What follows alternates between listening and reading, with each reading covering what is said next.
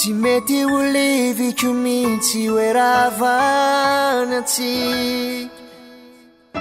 mba niezaka ihany nanadino fahitako hoe tsy ho vita ny nofinazatra nalay endrika ao finotsika fanketriny kosa tozarara misy sandray mipika zao tsika mpinamana fa tsy niray lalana efa tafalatsakao vao niverina fakay to tsy anjara reo fotoana mamy taloha tsy mety ho atinoko kanefa tao anatindray anim-pimano zava-pona voko raha ny faniriko hoe ny atsika odory tao atsaiko deny hoe mandramaty tsy napoziko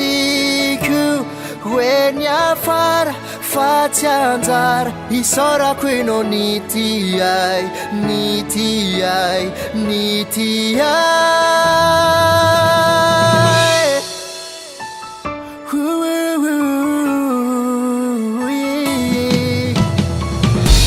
ianao le mandalo kely mitserana indry fatoan lay tsika ro kely mifampiandry rehefa mody masoandro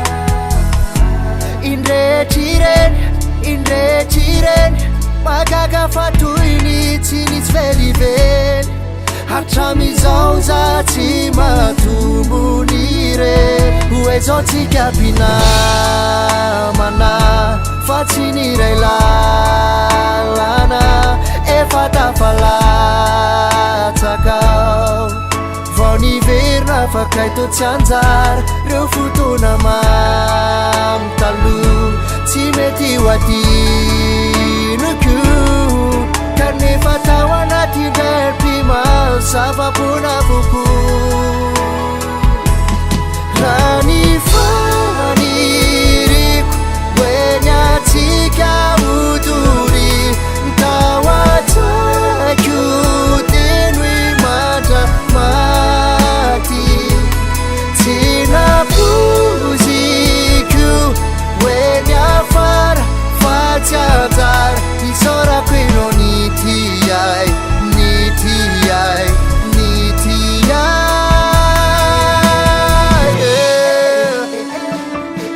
tsy mino aho e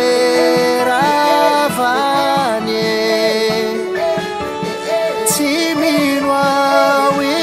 ravany faniriko hoe ny atsika odotsika tao atsaiko teny mandramaty tsy napoziko hoe ny afara fa tsy anjara isaorako enao